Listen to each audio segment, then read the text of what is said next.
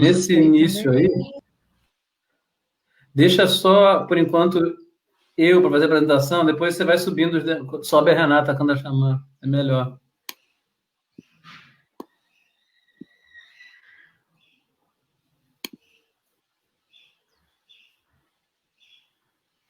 Só um segundo que eu acho que eu deixei o fogão ligado.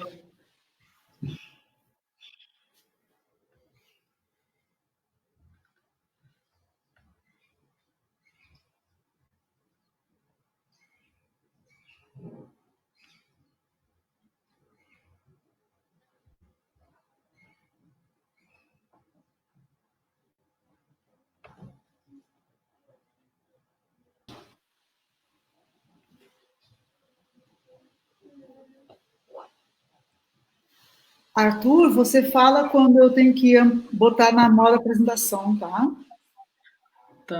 Tá tranquilo. Mas a apresentação acho que já está aqui aparecendo, né? Só na hora você botar. Tá, eu amplio ela. Sérgio, você está me ouvindo?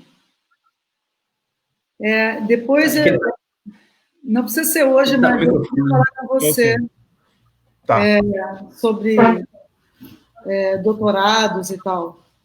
Tá certo. Tranquilo. Eu estou mantendo uma... Bom, vamos lá, são 9 horas, depois a gente conversa. Vai lá, Arthur. Depois a gente conversa. Edjane, vou começar, hein? Bom dia, pessoal. Hoje é segunda-feira, 8 de junho, 9 horas da manhã. A gente aí vai começar o dia muito bem aqui na fanpage do APG, F Rural Student Chapter. Vocês estão acostumados realmente com o horário das palestras 19 horas, às vezes tem umas 17, umas 18, mas a maior parte das palestras é às 19 horas. Mas hoje temos um horário especial, 9 horas da manhã, quem não acordou ainda vai acordando.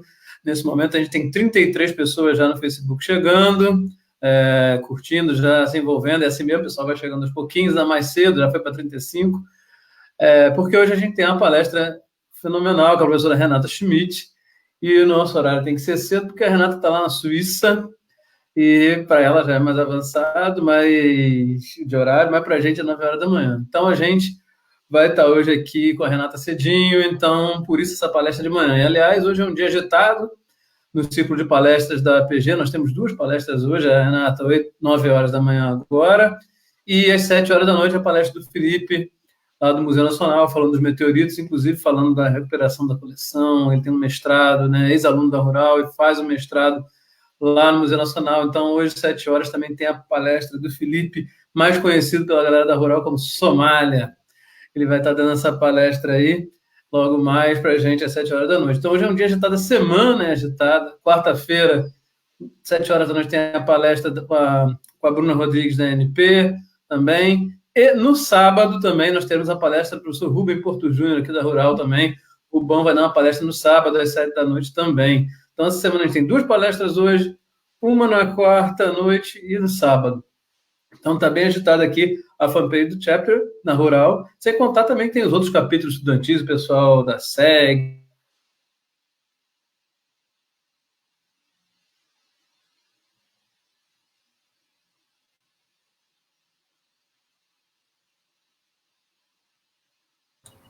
Arthur, você caiu. Arthur caiu.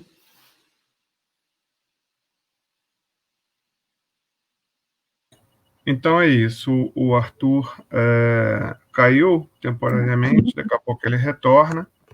Queria agradecer a Renata pela gentileza aí de parar as atividades dela lá no trabalho, que não deve estar pouco, né, Renata?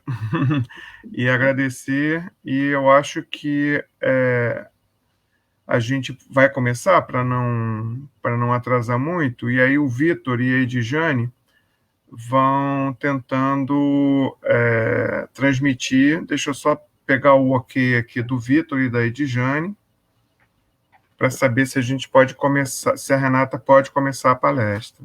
Ok. Vitinho e Edjane me dão... o Vitor deu o ok aqui. Beleza. Quem está transmitindo é a própria Renata, que está passando? Uhum. Então, tá bom, Renata. Então, enquanto eu vejo aqui com o Arthur o que aconteceu, Acho que a gente pode começar. No final, o Arthur passa a agenda da semana, tá bom? Eu vou começar, e se tiver qualquer problema, o Arthur pode me mandar um zap, tá? Isso. Ele é bom nisso. Eu sei. Obrigada, Sérgio. Então, vou ampliar aqui, começar a contar o tempo. Você está enxergando, Sérgio? Acho que sim. Bom, ele me manda um WhatsApp. Bom dia a todos. Eu agradeço muito aqueles que acordaram cedo. Caí. Tá aí. Oi, Arthur. Vou começar, então. Qualquer coisa, Arthur, você me manda um zap, tá? Eu quero dar bom dia aos que acordaram cedo hoje para assistir minha palestra.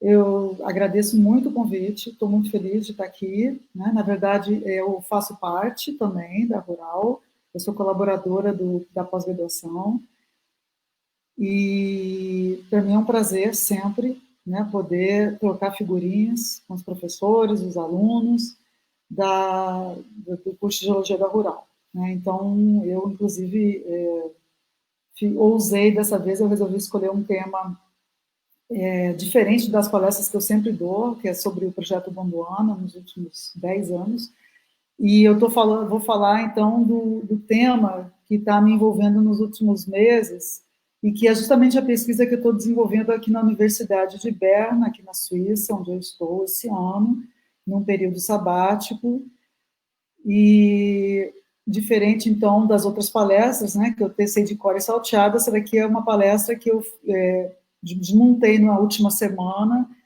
então não vai ser, né, não vai fluir naturalmente, né, vai ter momentos que eu vou parar para voltar no slide, mas isso faz parte justamente de um trabalho que está em andamento, que é uma proposta que eu fiz, que eu estou tentando efetivar aqui na Suíça e também no Brasil, né, que faz parte do projeto de pesquisa que a gente está fazendo no Brasil. Tá? Ok, então nós vamos falar hoje sobre deformação de rochas velhas, que seria o que a gente chama de embasamento pré-neoproterozoico, que em inglês eles chamam de inliers, para a gente seriam as janelas estruturais, nos orógenos brasilianos e pan-africanos.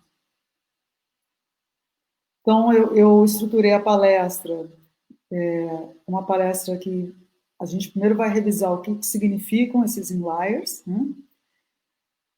E aí vamos aplicar isto num estudo de caso, que é o caso do domínio Cabo Frio, que é onde eu trabalho também há bastante tempo, onde eu coletei as amostras que eu estou estudando aqui na Suíça, né? Eu falo aqui pistas das zonas de cisalhamento e considerações finais, né? Então vamos começar com a introdução.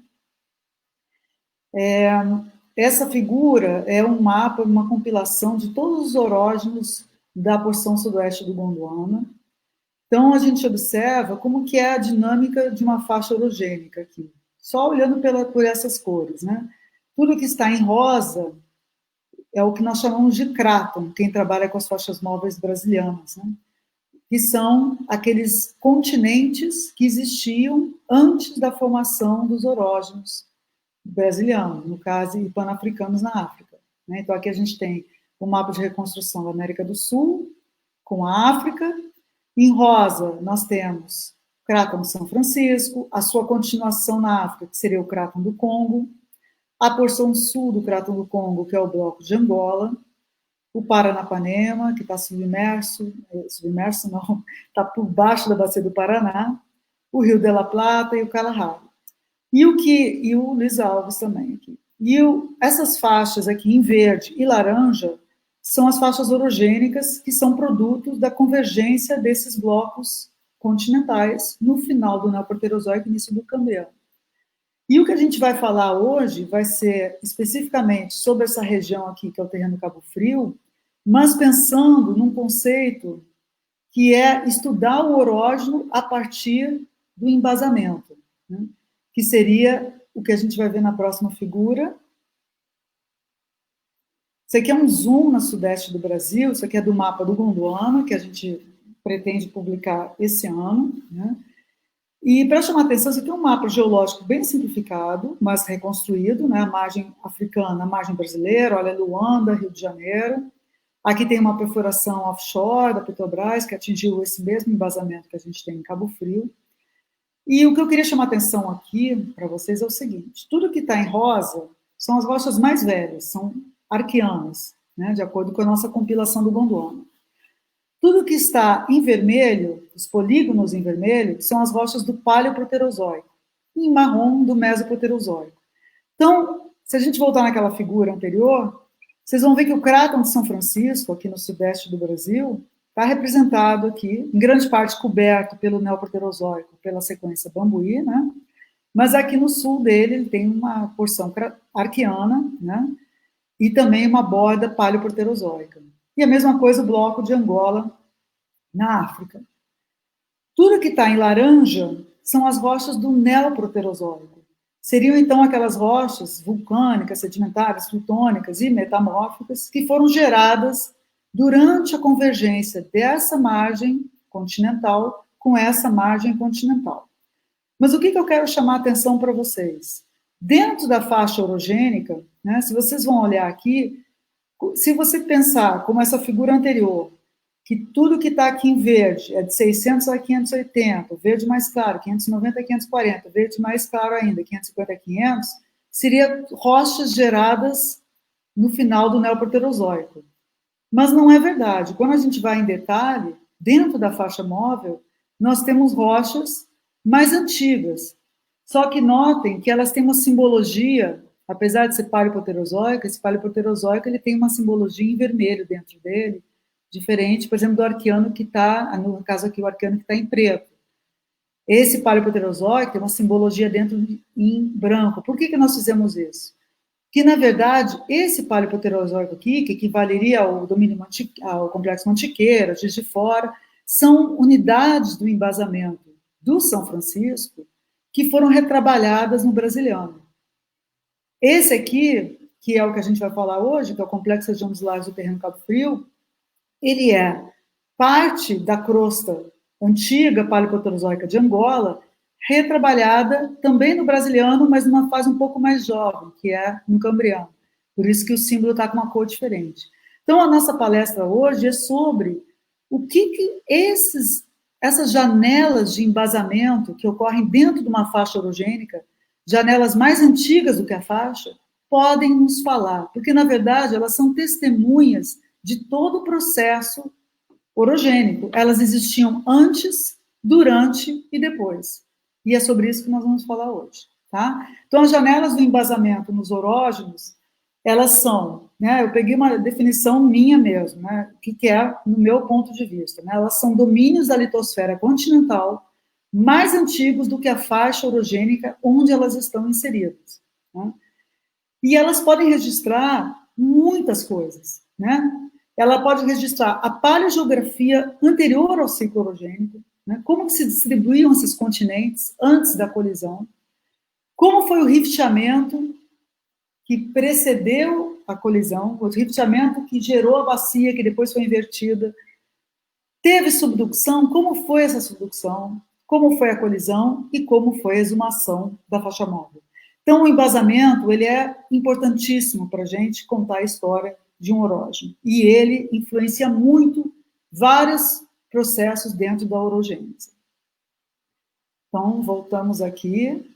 Eu vou dar agora um exemplo dessa parte aqui. Né? Vamos dar um exemplo dentro do Pan-Africano de como que os blocos do embasamento podem nos contar uma história bem mais velha sobre aquele orógeno que vai se formar, da paleogeografia e do rifteamento. Então, a gente vai agora para a faixa Dâmara, que fica aqui na África.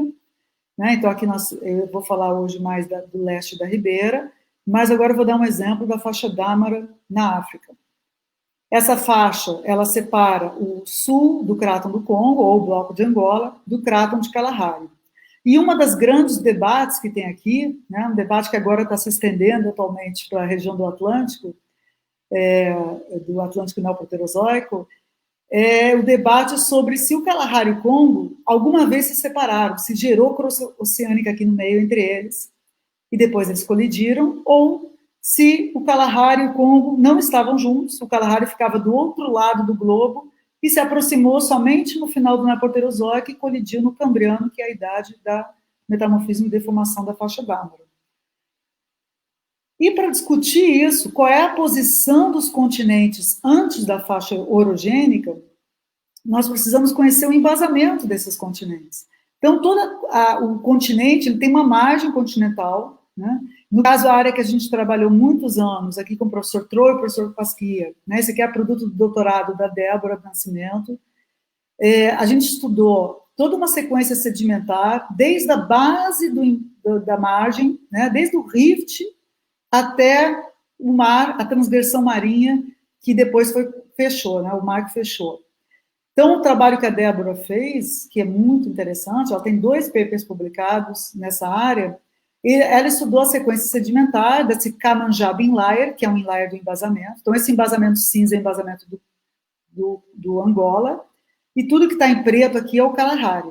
Notem que na faixa móvel, nós temos essas janelas estruturais, esses inliers, que são atribuídos a ser da parte do Kalahari, né? Então, uma das questões será que esses blocos do Kamanjab ficavam juntos com o do Kalahari?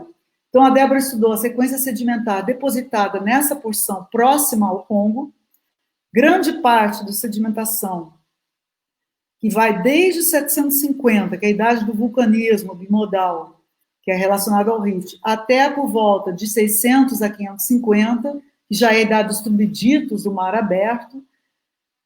Ela teve áreas fontes, principalmente, né, agora aqui está o modelo final dela, do Craton de Angola, mas ela obteve também áreas fontes, aqui são os 2 braços do rift, antes de formar o Orógeno Dâmara, né? Então, aqui ela fez essas 2 bacias, essa bacia aqui desenvolveu cross-oceânica, esta não, mas nessa que ela estudou, ela conseguiu obter detríticos desse alto estrutural, que é representado pelos inliers de embasamento que a gente viu aqui. Tá? Ou seja, o que ela está dizendo? Está dizendo que o bloco do Kalahari, mesmo durante o rifteamento, ficava próximo ao bloco do Congo e Angola.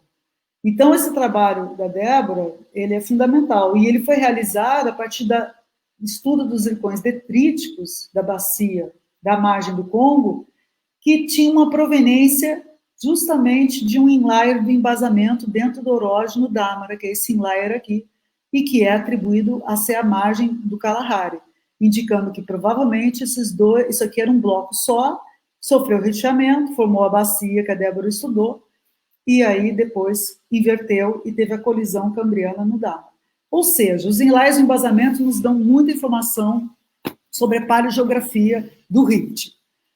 Agora a gente vai avançar um pouco mais no trabalho do Gianreto Manachal e colaboradores, né, que ele tem vários artigos, ele e a equipe dele, uma equipe multidisciplinar, e que introduziu o conceito, né, de exumação do manto, exumação de camadas inferiores da litosfera durante a formação de um rift. Então ele estuda as margens continentais atuais e observou que as margens continentais são bastante heterogêneas, né, e que, dependendo como for o rifteamento, da temperatura do manto, dependendo da herança litosférica, você pode ter, por exemplo, isso que ele está mostrando aqui, vamos ver nesse 3D.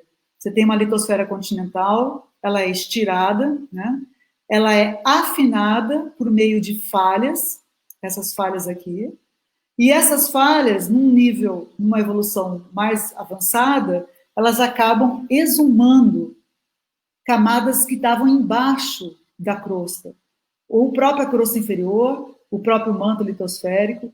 Então, você, antes de formar uma bacia oceânica, você... Né, para afinar essa crosta continental, esse é um mecanismo de afinamento bem eficiente, né? Então, ele gera microblocos, a gente chama de micro, mas não são micros, né? São como se fossem microcontinentes. Ou seja, esses microcontinentes, que vão fazer parte do assoalho oceânico, né, geralmente estão mais próximos a uma margem continental. Então, quando quebrar aqui e formar o oceano, você vai ter uma margem aqui que vai ter um bloco continental, né, distante do continente maior. Esses microcontinentes, quando inverter o horógeno, o que vai acontecer? Eles não vão entrar em subducção, eles podem entrar em subducção parcial, mas eles vão ser como se fossem caroços no processo colisional. Então, esse vai virar um inlier de embasamento. Entre ele, eu posso ter sedimentos numa bacia, do lado de cá, uma bacia de mar raso, né? Pode até ter crosta continental aqui embaixo, e do lado de lá, no caso, um prisma acrecionário, uma margem convergente com uma subducção, como é o exemplo que o Manachal fez para os Alpes. E no final a gente vai ter toda a complexidade de deformação de um horógeno colisional. Essa complexidade estrutural, ela em parte, ela é guiada pela geometria desses blocos, né? Então esses inliers no embasamento, eles nos falam sobre o rifteamento e também eles acabam delineando, em parte, como vai ser esse processo de colisão e de inversão e também de subducção. Ou seja, margens continentais são chave, né? Elas são recicláveis. Então, a margem hoje, a gente vai defender aqui, que a margem hoje do Atlântico no sudeste do Brasil, ela foi uma sutura colisional, ela foi aberta numa sutura colisional, que, por sua vez, está associada a um rifteamento também mais antigo, ou seja, são as cicatrizes litosféricas que são retrabalhadas, tá? Então, como eu já falei, essas margens continentais, que são representadas por esses blocos de embasamento dentro dos horógenos, como a gente tem a colisão, elas são o melhor registro para a evolução do rifteamento até a colisão final. Agora vamos falar um pouco dos Alpes. Eu aproveitei esse convite, o Sérgio Valente e o Arthur me deixaram bem à vontade, né? Então eu preparei meio que uma aula e aproveitando coisas que eu estou vendo no dia a dia aqui no campo, que eu fui semana passada, eu vou botar umas fotos de campo, para a gente pensar um pouco sobre esse conceito da importância do embasamento dentro das faixas móveis. Essa aqui é a seção alpina, eu estou longe de ser especialista nos Alpes, né? Estou aprendendo, né? E o que chama atenção quando a gente vê essa seção, essa aqui é a placa europeia, essa aqui é a placa de Adria, que fica no lado italiano, aqui é Suíça, França. O que chama, por exemplo, a atenção é essa grande nape aqui, ó, o Gran Paraíso. Tá? Isso aqui é crosta embasamento continental. Esse bloco continental que ficou preso, que não entrou nessa subducção da placa europeia por baixo da placa da Adria, vocês veem como ele tem uma reologia que acaba ajudando, né? Na verdade, ajudando não, ele acaba dificultando essa colisão e formando toda essa estrutura complexa no centro dos Alpes. Ou seja, essas porções continentais em inliers, eles têm uma variações de reologia, né, que são fundamentais ao longo da evolução do horógeno. Então, eles vão mudando de nível crustal. Esse Gran Paradismo, se a gente observar aqui, ele provavelmente entrou em subducção, mudou a reologia e subiu na exumação. E ao longo disso, então, as estruturas vão modificando. Então, ele vai contar a história da aproximação, da subducção e da exumação do horógeno. Isso está relacionado não só às estruturas, como à petrologia, às variações composicionais, que são relacionadas à trajetória metamórfica que ele passou, à percolação de fluidos durante essas situações. Então, aqui, os petrólogos, eles estudam muito os minerais metamórficos, essas rochas do embasamento, especialmente a parte de isótopos, para rastrear se eles estiverem em algum momento em contato com a água do mar, por exemplo. Ou se era um embasamento que ficava aqui, era sublitosférico, intracontinental, ou se era um embasamento que ficava debaixo do oceano, né? E como eu já falei, esses inliers, eles definem o estilo estrutural de um horógeno. Então, eu vou também revisar um conceito, aproveitar, que é um conceito que é básico da geologia estrutural e que tem mais de uma interpretação, né? Então, vamos falar um pouquinho sobre os estilos estruturais de embasamento num horógeno, numa faixa móvel. Então, o famoso termo, né? Tem gente que não usa e tem gente que, no meu caso, eu gosto muito dele, porque ele faz a gente refletir o tempo todo, né? Como é que é essa dinâmica? Né? Então, a tectônica thin e thick-skinned, em inglês, que seria a tectônica epidérmica e endodérmica. O que significa isso? Ela é uma maneira de descrever o grau de envolvimento das camadas crustais na deformação de uma placa. Né? Então, a gente pode numa convergência, deformar uma placa por inteiro, né, as níveis, as camadas da crosta, ou deformar só a parte superior. Apesar de estar toda a placa sob tensão, só a parte superior dela pode deformar, que seria a epiderme. A endoderme é quando as camadas mais inferiores também desenvolvem estruturas, né? O embasamento cristalino, né, existem algumas pessoas que falam, não, embasamento cristalino é thick-skinned, sempre. Não é verdade. É isso que a gente vai ver. O embasamento cristalino, ele pode fazer parte também de uma tectônica fina, uma tectônica epidérmica. E a gente vai ver o exemplo dos Alpes aqui de novo, como, tá? Então, eu estou aproveitando que eu fiz recentemente essa sessão, eu estou aqui em Berna, acho que é por aqui, e a gente foi até aqui, a placa da Itália, né, a Adria. Então, em laranja aqui, são os terrenos, né, esse aqui é um mapa de NAPES, né, que são empilhadas durante aquela colisão. Esses terrenos aqui em laranja são terrenos da placa de Adria, e os terrenos em azul são os da placa europeia. Chamem a atenção, olha só, eles separam o que é o embasamento, o que existia antes do orógeno alpino. Então, quando tem esse padrão aqui, né, a gente tem um embasamento cristalino, aqui dentro da napa penínica, embasamento de ar. O que significa isso? São granitóides, são gnáceos, que são formados há 400 milhões de anos atrás. A orogenia alpina é muito mais nova, ela é do Cenozoico, né? Então, essa aqui fazia parte dos outros orógenos que existiam, inclusive eram da margem do Gondwana. E aqui a gente tem os sedimentos paleozoicos, que se depositaram em cima desses orógenos. A história alpina começa, na verdade, com a sedimentação do Mesozoico, que está em cima desse embasamento. Tá? Mas vamos falar o foco maior aqui não vai ser tanto nas margens, vai ser mais nas estruturas. Tá? O Arthur podia me dar um ok, dizendo que está tudo bem aí, que eu não vejo nada. Tá tudo ok, Renata. Eu que não estava ok, caindo o tempo inteiro aqui, mas tá tudo ok. Vamos lá, então. Vamos ver uma sessão. A gente vai mostrar umas 3 ou 4 sessões para ver até que ponto esse embasamento pré-existente foi envolvido na deformação da colisão que formou as montanhas alpinas.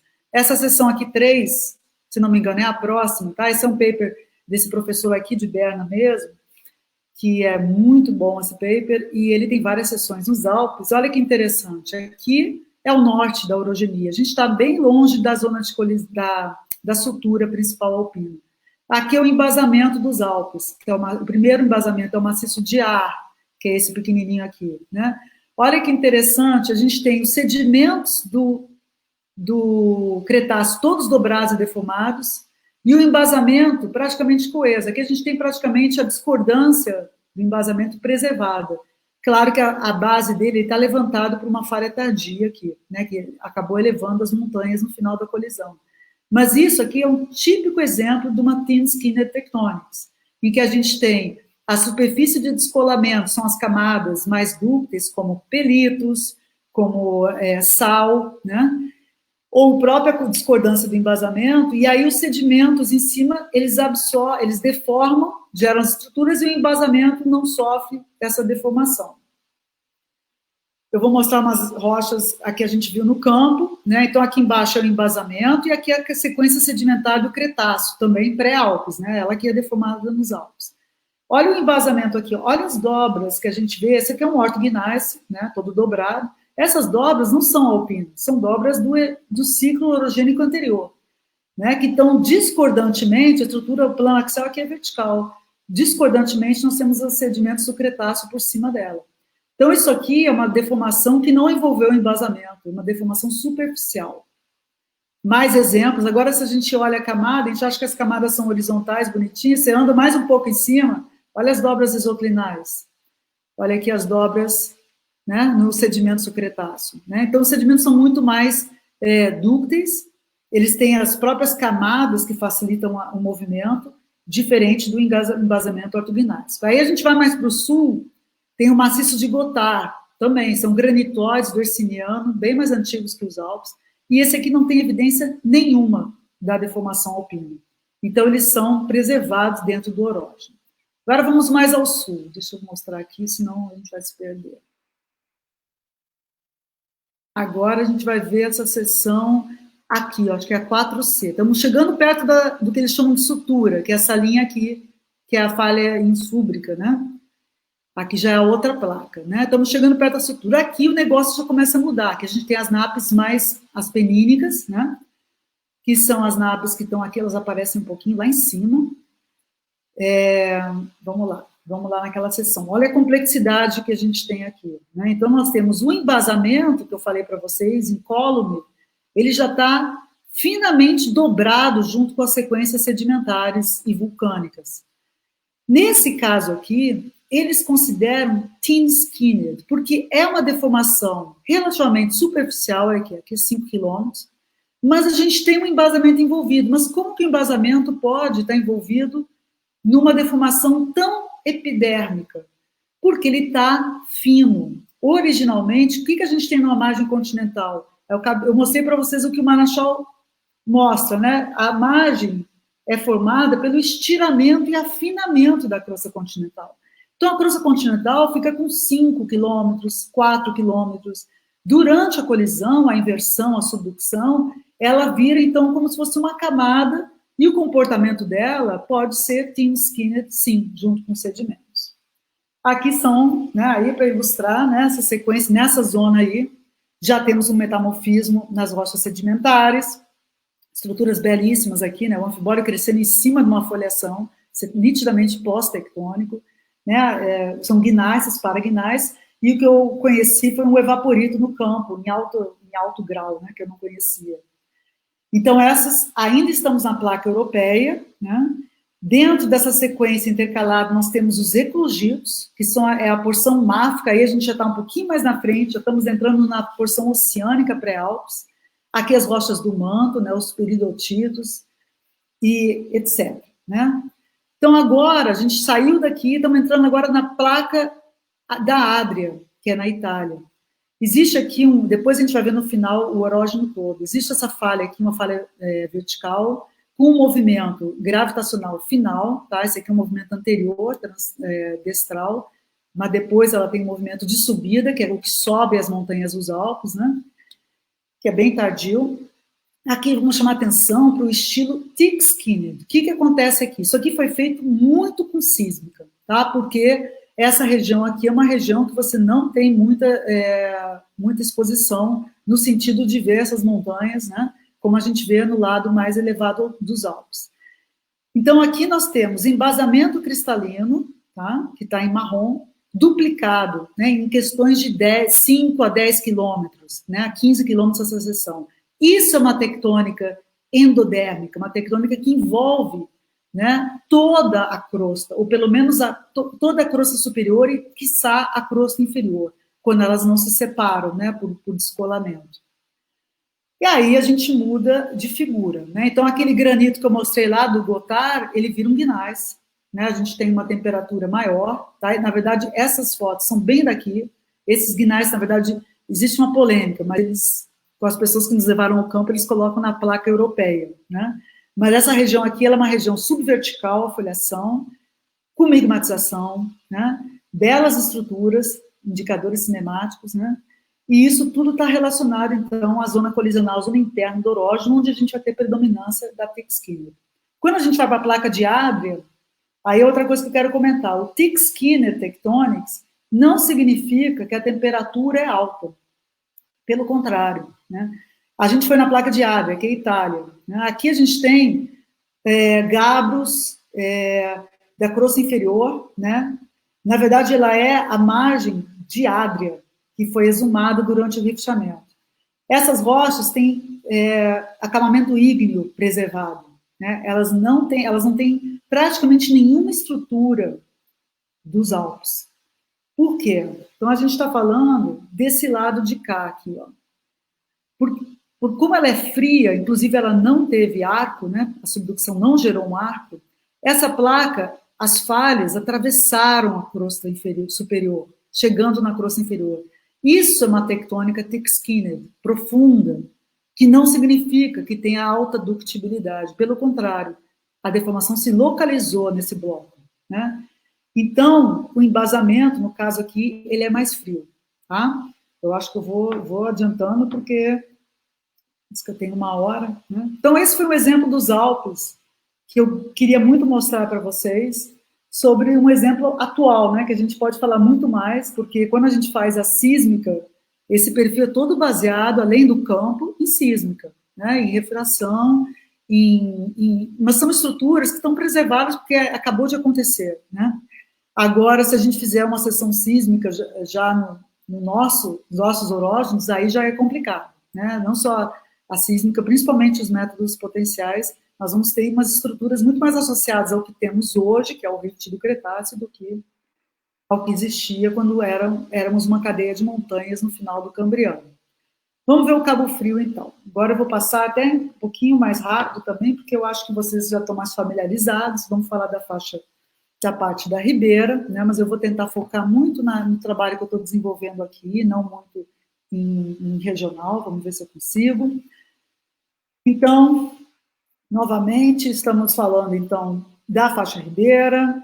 Para quem conhece, a maioria, temos o São Francisco aqui, a parte cratônica, a faixa Brasília, que é um pouco mais antiga do que a Ribeira, em termos de colisão, e aqui o terreno Imbu, Paraíba do Sul, aqui temos o terreno ocidental, que já é relativamente aceito, que é formado por rochas da margem desse continente, intercaladas, né, que depositaram na margem intercaladas com a própria crosta desse continente.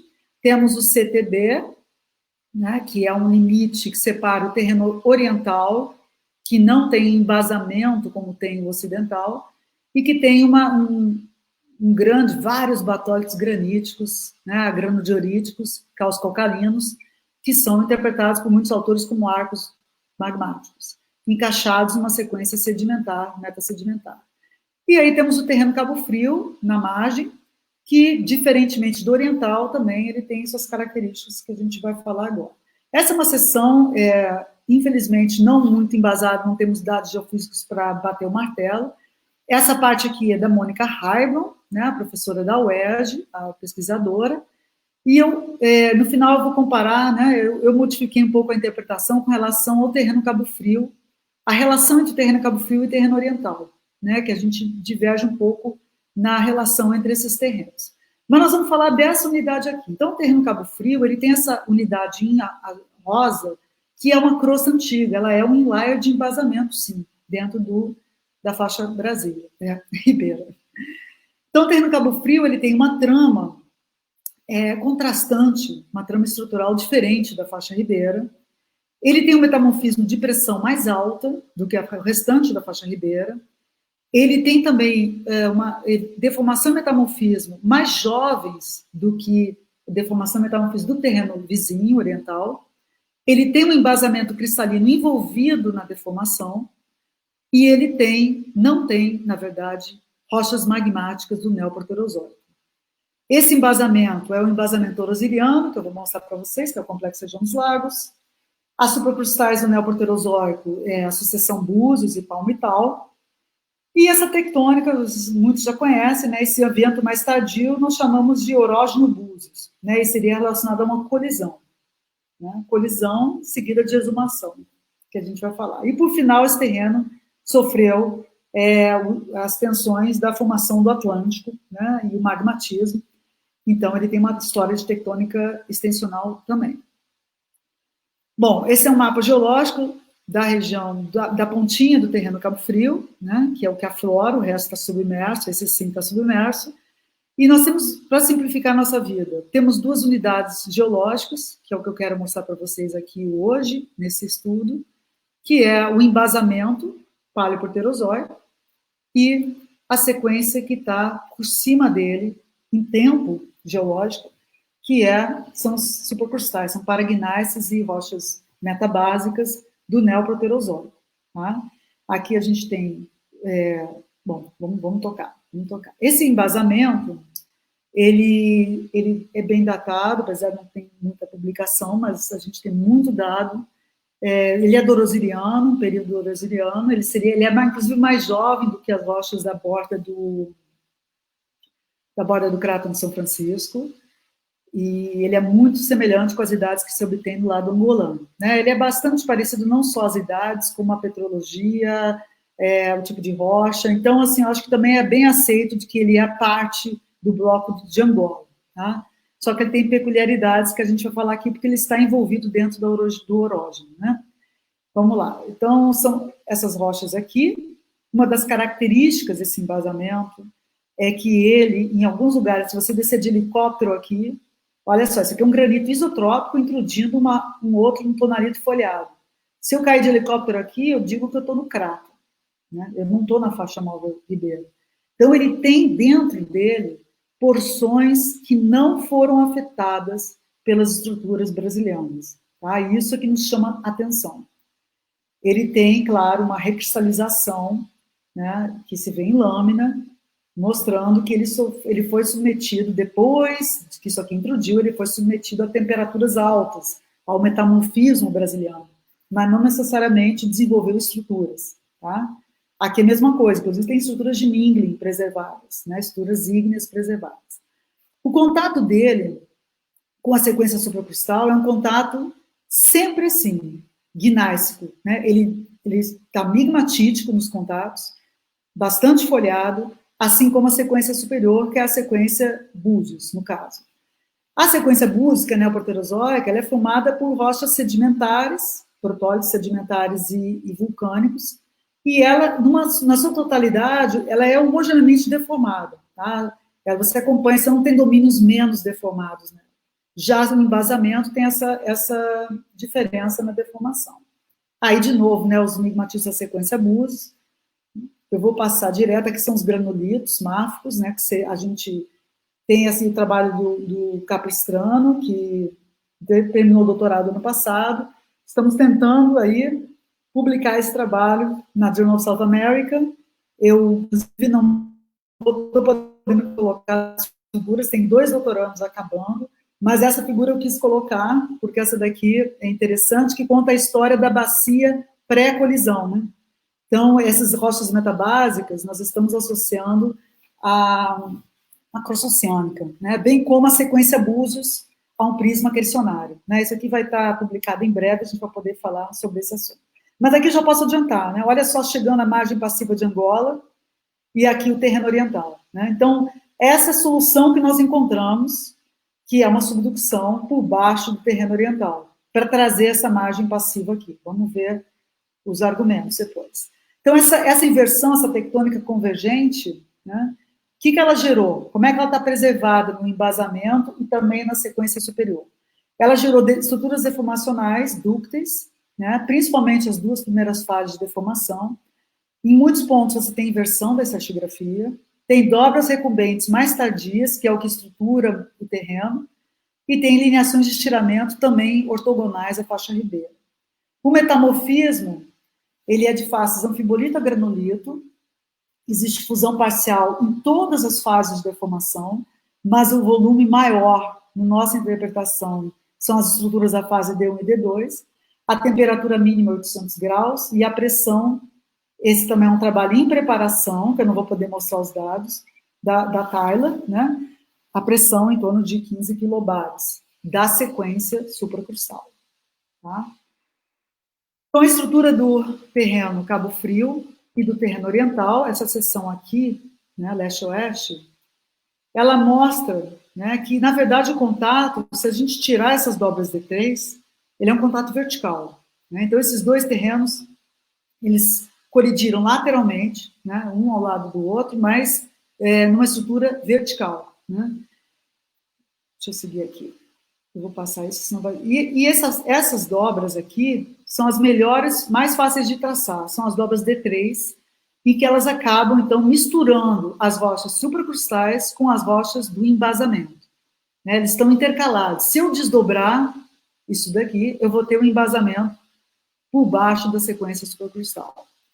Dentro do charneira dessas dobras, eu tenho dobras isoclinais, como essa daqui, que são da fase D2.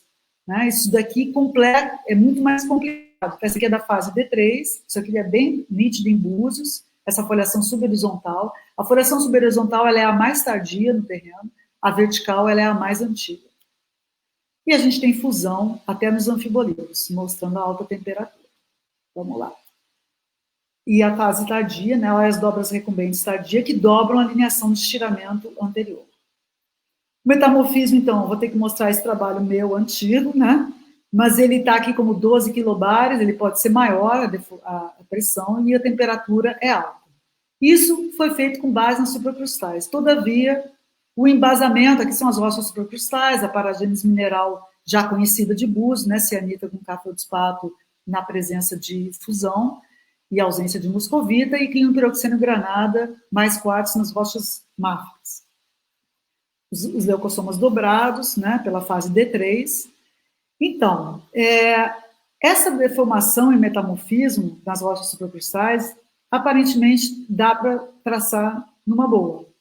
Mas quando a gente chega no embasamento, nós temos um problema, que é aquilo que eu mostrei para vocês. Eu lembro, até hoje, o professor Zé Renato da UERJ, ele chegava no campo para mim e dizia assim, eu não consigo acreditar que esse embasamento está todo deformado e dobrado no brasiliano, isso aqui parece cráton.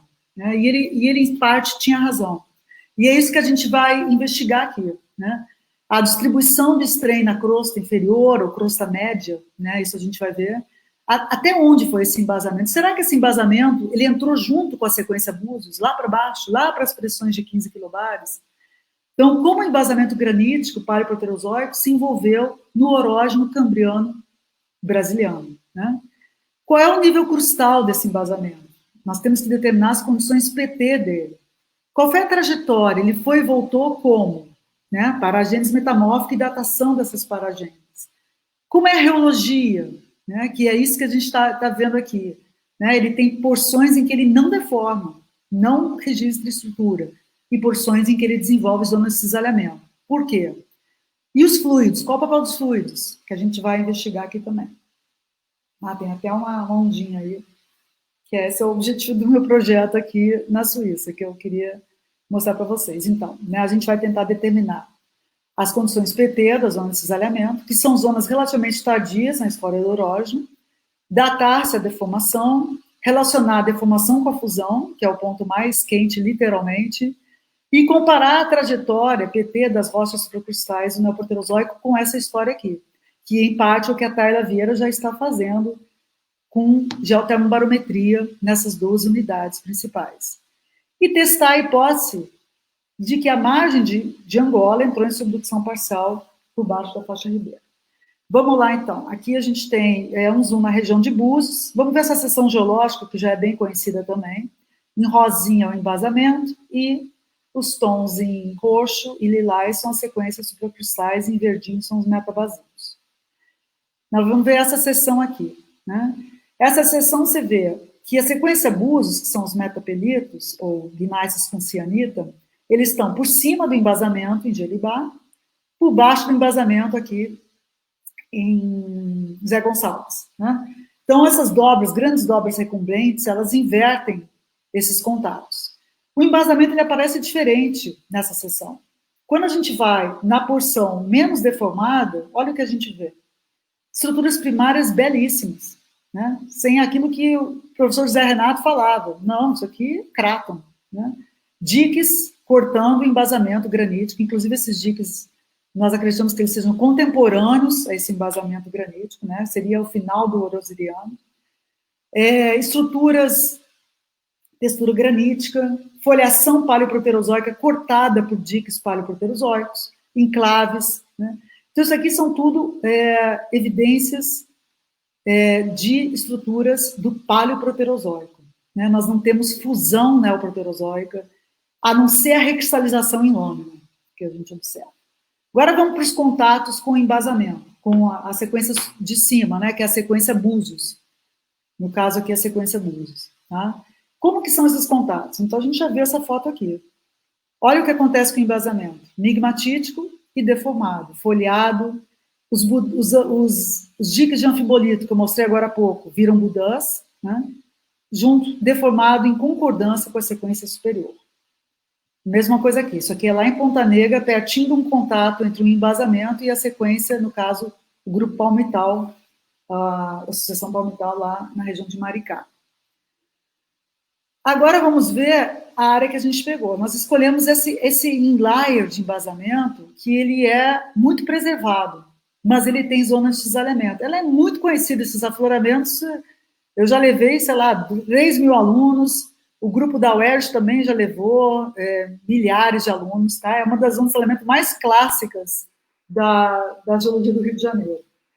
Então, olha que interessante. Nesse afloramento, na Praia das Conchas, nós temos um embasamento folhado, paleoproterozoico, introduzido por um granito isotrópico paleoproterozoico.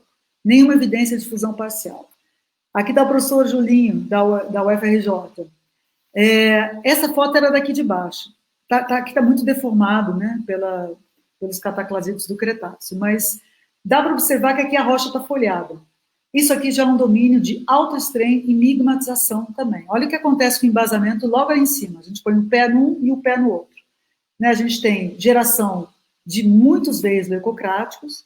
Em parte, dá para observar que eles são produtos de fusão parcial da rocha, do embasamento.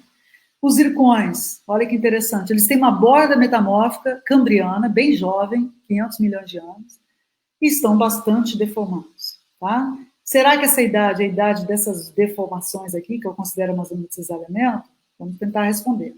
Os anfibolitos estão budinados, em parte fundidos, ou seja, aqui o embasamento sofreu a deformação e a fusão relacionada a orogenibusos. Tá? Então, o que nós vamos fazer aqui? Nós pegamos 3 zonas de cisalhamento e amostramos. 2 com fusão, não com fusão, né? Com melt, com fusão. E uma sem fusão. Vamos lá. A sem fusão, nós escolhemos Arraial do Cabo. Arraial do Cabo é uma região que o embasamento é muito bem preservado, em termos de estruturas, não ter estruturas brasileiras, tem poucas. Então, nós somos nessa região aí que hoje deve estar vazia, né? Praia maravilhosa, mas muito cheia. Em Arraial do Cabo, né? Então, é uma região que a gente vê muita estrutura primária, tá? Esses dioritos e granitos misturados, todos relacionados à intrusão, às intrusões paleoproterozoicas, né? Só que em alguns locais, aí está bem preservado, né? A estrutura ígnea, apesar de recristalizado. Né? Só que aqui a gente tem a minha aluna de iniciação, que estava zangada por conta do lixo que tinha na praia, muito lixo, esse dia que nós fomos em pleno verão coletar a amostra. Aqui nós temos, observe que o granitóide e o diorito estão muito folhados. Então aqui é uma zona de alta deformação. Tem lineação de estiramento. Então aquele mesmo granito que eu mostrei antes, deformado, sem nenhuma evidência de fusão, sem nenhum veio. Tá? Então a nossa dúvida é justamente essa, até que ponto a fusão está associada a maior deformação? Ou o contrário, né? Onde tem a fusão é que deforma. Né?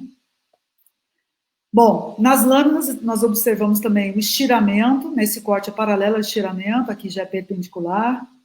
Todavia, quando vamos ver os minerais, existe uma feição muito comum nas rochas do terreno Cabo Frio, que é a textura hexagonal, granoblástica, indicando uma recristalização estática.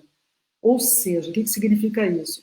Quando a rocha deforma e ela continua quente, a tendência energética dos grãos minerais, dos cristais, é se reorganizar. E o que eles fazem? Eles geram, então, uma reorganização na forma hexagonal, que é o que chamamos de recristalização estática, e que oblitera, em grande parte, as estruturas de deformação. Então, em muitos casos, desde que eu comecei a trabalhar no Cabo Frio, sempre foi muito frustrante ver belas estruturas no campo, mas chegava na lâmina, né? Aqui a gente ainda tem um ribble de quartzo, mas tem recristalização que oblitera. Essa aqui é uma outra zona, também lá, mas eu acho que essa eu vou passar, tá? Porque já é meio repetitivo, e vou pular para as que tem fusão. Tá? Essa daqui não tem fusão, mas na parte inferior dessa seção aparece aqui fusão. Tá? Mas isso eu vou falar na próxima.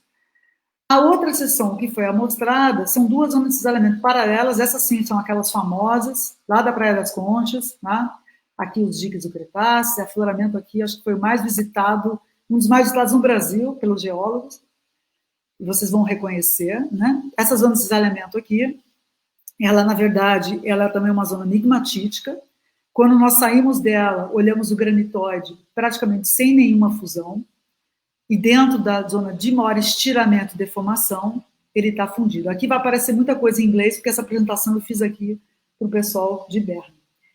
Não temos dados geocronológicos bons, temos alguns zircões imagiados, mas já dá para perceber aqui o zircão do Paleoproterozoico e o sobrecrescimento cambriano, né, que é o que deu esse dado bem antigo, meu, que eu publiquei em 2008, também 500 milhões de anos, parecido com aquela que eu mostrei anterior para vocês, né? Então, quando a gente vê a lâmina, eu mostrei a lâmina para os professores de estrutural, que eles olharam e disseram, não, isso aqui não tem deformação. Aí, quando eu mostrei a foto do campo, não, para aí, tem deformação. Então, as evidências de campo são múltiplas, de que existe estranho aqui, né? Os enclaves estão estirados, a gente não vê as estruturas de corta-corta primária na zona de cisalhamento, a gente vê indicadores cinemáticos, a gente tem veios sim cinemáticos, que crescem aqui e não crescem fora, e a gente tem uma redução do tamanho de grão, de uma maneira geral, né? Temos um problema que depois eles crescem novamente no finalzinho. Então, nós amostramos a zona de cisalhamento, e se viermos, então, daqui do A até o J, a gente pode acompanhar por aqui, que é o granitóide, com uma leve foliação, e vamos entrando na zona de cisalhamento. Aqui já são as segregações, né, de veios, que eu interpreto como fusão, né? Aqui você consegue ver melhor uma textura de fusão in situ, e aqui já poderia ter sido um ultramilonito, mas que está recristalizado, infelizmente, em lâmina, nós olhamos as microestruturas típicas de um ultramilonito. Dobras isoclinais, né, dessas camadas, e mais fusão, e a saída da zona de cisalhamento. Ou seja, nós estamos estudando essas variações texturais. Em lâmina, a composição da protólito não muda muito, mas as fases minerais mudam de lugar, é isso que nós estamos estudando aqui, né? Nós temos, fora da zona de cisalhamento, um monte de granito, com biotipo de hornblenda. Dentro é a mesma coisa, mas observe só esses pedacinhos esses cristais intersticiais de quartzo, né? Eles são os primeiros indícios de que a rocha está entrando na infusão. Os veios que eu mostrei estirados, eu vou mostrar mais para frente também eles como formando indicadores cinemáticos, são basicamente formados por microclina e quartzo, que é um mineral que não ocorria fora do cisalhamento. Na verdade, a microclina ela é uma variação estrutural que tem o ortoclásio como uma componente e também a albita. Então, não que tenha mudado a composição, eles mudaram de fase, né? O único que mudou de composição foi o plagioclásio, eu vou mostrar agora para vocês. Essa é a zona de cisalhamento do lado, a irmã dela, que nós também a mostramos, né? Ela tem estruturas muito belíssimas, o arrasto da foliação, indicando uma componente destral, o enclave fora e dentro da zona de cisalhamento estirado. Temos também esses veios leucocráticos que fazem parte do Paleoproterozoico, não são fusão dele, né? Já fazem parte da história do Paleoproterozoico, que estão sendo arrastados para dentro da zona de cisalhamento. Então, nós estamos comparando como que é a textura dele fora e dentro da zona de cisalhamento. Esses mesmos veios, é interessante que a partir deles nascem esses pegmatoides aqui. Esses pegmatoides são esses aglomerados de microclina que eu estou falando, que eu estou interpretando como leucossomas, e que estão deformados também, né? Aqui temos eles, né? Os indicadores cinemáticos, poucos, né? Dentro de um leucossoma conseguimos achar algum indício de recristalização dinâmica, que é raríssimo preservar. E aqui alguns belos indicadores. Você vê que até a simetria dos cristais, não necessariamente eles têm que ser assimétricos, mas a gente sabe que eles eram, só que está tudo recristalizado, né? A sombra de pressão está toda recristalizada. Ok, então, como abordar isso? Por que esse embasamento tem essa distribuição heterogênea de deformação e de fusão? Qual é a relação entre a deformação e a fusão, né? Então, o que nós estamos fazendo é uma análise também mineralógica, e vamos partir para a microsonda em breve. Então, aqui, por exemplo, é o conteúdo de anortita. Esses dados são, tipo, tá mudando toda hora, aqui que eu estou dando um input das modais, das lâminas, né? Mas, de uma maneira geral, esse aqui já está fechado. Nós temos uma descida, né, do conteúdo de albita, do plagioclásio, desculpa, de anortita, do plagioclásio, na zona de cisalhamento. Nós temos um aumento de microclina dentro das zonas de cisalhamento, e agora nós vamos investigar até que ponto a composição dos minerais muda aqui dentro. Porque se tem fusão, tem que ter migração de minerais, tem que ter migração de elementos químicos, né? E essa migração, essa reestruturação mineralógica, esse reequilíbrio vai nos dar, talvez, a pressão e temperatura, né? E esses acessórios podem nos dar a idade também dessas rochas, dessa história deformacional. Então, basicamente, o que nós temos discutido dentro desse tema, embasamento dentro do orógeno, é até que ponto, esse é o tema do projeto que eu estou desenvolvendo aqui, a redução. Por que é uma zona de saneamento, né? O que é uma zona de falha? A zona de falha é uma zona frágil dentro da crosta, em que você tem um movimento e você reduz o grão. Sempre tem que ter redução de grão, você tem que destruir a rocha. Ela é destruída justamente pela tensão, que faz com que naquele local a tensão é resolvida na forma de quebra, no caso da crosta mais superior, e no caso de fluxo, no caso da crosta mais inferior. Então, nós temos uma redução na granulação da rocha. Isso tem, qualquer milonito, cataclasito tem que ter, senão não dá para chamar de milonito cataclasito. Como que a gente pode reduzir ali? A gente sabe que está ali numa zona de maior strain e, ao mesmo tempo, fundir, né? Então, eles são compatíveis? Complicado, né? Se eu estou reduzindo, como que eu estou crescendo, né? Então, a hipótese é de que o embasamento, ele nucleou em alguns domínios mais fracos, que não necessariamente são de composição diferente, zonas de cisalhamento retrógradas durante a fase D3, porque essas estruturas, inclusive, é difícil de amarrar com as estruturas das supracrustais em termos de geometria, né? Essa fase, ela teria datação em torno de 505 milhões de anos, de acordo com aquele zircão que eu mostrei antes para vocês. E, no nosso ponto de vista, isso aqui já é associado à exumação do orógeno ribeiro. Já estamos lá no meio do Cambriano, né? Então, essa deformação do embasamento, ela está contando uma história mais rasa e de trajetória para trazer essa exumação, não só do embasamento, como também da sequência de alta pressão, que é a sequência que está em cima, ela tem que ser exumada rapidamente para poder preservar a cianita como ela preserva, né? Então, a historinha que a gente está testando, isso aqui provavelmente até o final do ano vai mudar essa história, com os dados, né? A deformação nessa zona de cisalhamento, ela começa no estado sólido, só que aí, como diminui o grão, o que acontece? Você gera uma zona mais porosa. Quanto menor o grão da rocha, mais fácil de deformar ele e de percolar fluidos. Então, o fluxo de água, porque essa fusão, ela não é uma fusão por desidratação metamórfica durante a metamorfose, ela é uma fusão por injeção de água, né? E a gente tem vários aspectos petrológicos relacionados a esse terreno. Então, essa entrada de água nessa região mais fina, né, permeável e porosa, ela vai induzir o quê? A fusão. Quando começa a fundir, você fraqueja a rocha, ela fica soft, né? E aí a deformação flui. A gente já não gera tanto, né? Já dificulta essa deformação. No momento em que essa fusão, esse líquido intersticial foi gerado pela fusão da rocha, gera os veios cristalizam, né? E são veios grossos, né? Vocês viram o tamanho, são pegmatoides, pegmatitos. O que acontece? Ele cristalizando, ele endurece a rocha. E a granulação fica mais grossa. Então, o que acontece, muito interessante nessa zona de cerramento, né, e é legal chamar a atenção dos alunos quando a gente for lá agora, é que esses leucossomas, eles estão budinados, indicando que eles foram deformados depois que eles cristalizaram.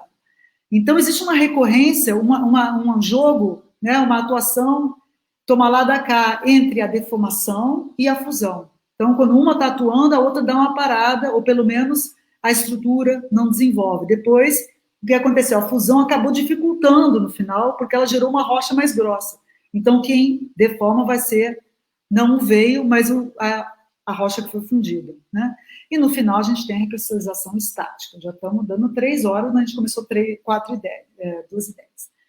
Mas vamos finalizando já, né? Considerações finais. Então, qual é a mensagem? Né? Eu peço até desculpa que foi tudo trabalho em andamento e eu queria colocar isso para fora até para discutir também, para ter feedback das pessoas, né? Como obter informações dessas janelas do embasamento nos orógenos, né? Então, a gente tem que pensar que tudo que estrutura que nós vemos no embasamento e associação mineral, ela é retrógrada. O embasamento já existia, né? Então, nós temos que buscar associações minerais em desequilíbrio. Desequilíbrio é ótimo. Tá certo? Não sei. A gente tem que unir as associações minerais em desequilíbrio, que a gente acabou de mostrar, com as estruturas de deformação, ou seja, tem que ter aliar petrologia estrutural, né? Então, isso eu tenho visto nas lives, ultimamente, pessoas usando só argumentos estruturais para fazer grandes teorias, ou outros só argumentos geoquímicos para fazer grandes teorias. Com certeza, nenhuma das duas está correta, né? Para estudar tectônica, tem que ter o mesmo peso para todas as áreas, né? A gente precisa de petrologia, de estrutural e de geocronologia, com certeza, porque senão fica um dado perdido, né? Com relação ao que eu comecei falando, do envolvimento do embasamento, o nível de envolvimento, ela é uma ferramenta muito útil, né? Quando você vai estudar um orógeno, mapeando, poxa, essa rocha é mais velha, como que ela estava? Ela estava mais dúctil, mais rúctil? A mineralogia dela é compatível com a mineralogia da rocha mais jovem, da supercristal, que está em contato com ela, né?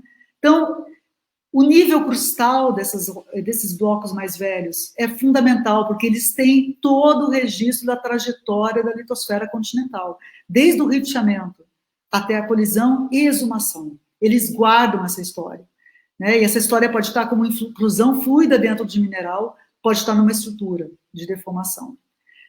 E a gente não pode esquecer que o embasamento cristalino, ele pode ser tanto thin ou thick-skinned, né? Ele pode ser afinado anteriormente, e aí ele é envolvido junto com a sequência de cobertura.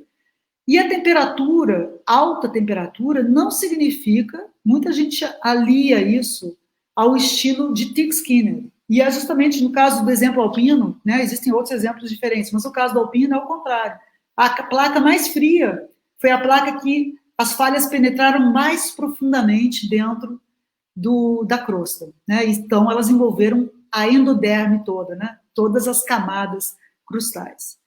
E a espessura das camadas litosféricas e a herança delas, tanto estrutural quanto petrológica, são fundamentais para o comportamento desse bloco, ou dos blocos, ou dos inliers dentro dos orógenos. Vamos voltar para o terreno Cabo Frio, então. Então, o que a gente tem como hipótese, né? Uma hipótese que estamos testando sempre, né? E não tenho partidarismo, eu quero que dê certo, né? Eu quero que dê certo, quero que a gente chegue cada vez mais perto do que se aproxima.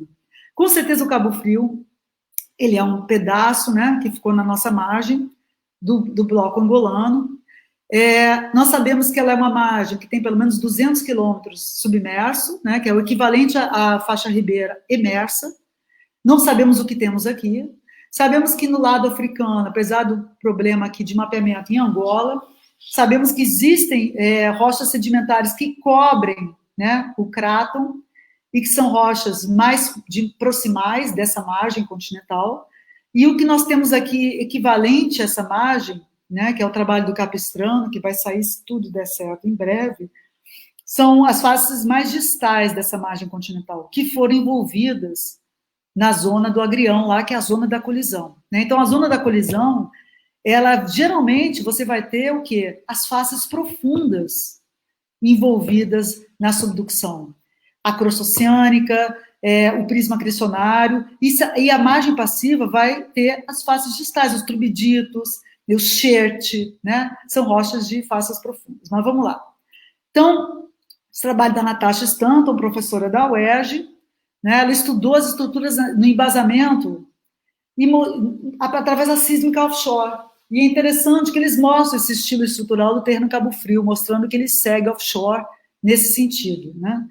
Nós podemos ligar ele aqui, né? A gente liga ele com essa parte, pelo menos ao sul dessa falha aqui, e ele liga lá com o cinturão Caoco. O cinturão Caoco ligaria, então, com a faixa, um terreno oriental.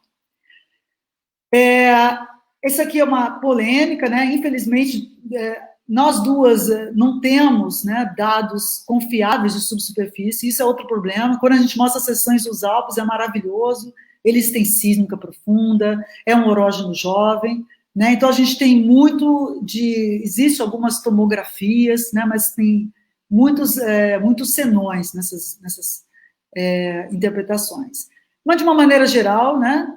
Essa aqui seria a estruturação da professora Mônica Heilbron, né? Que eu copiei aqui, ipsis literis, tá?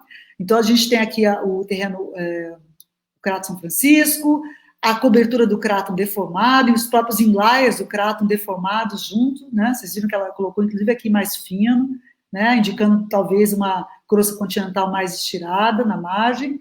Tem essa sutura, ou essa zona de cisalhamento, que é o CTB, e aqui um bloco bem mais jovem, né? Que são essas rochas sedimentares com intrusões batolíticas desde 700 até 450 milhões de anos, né? É um terreno muito quente.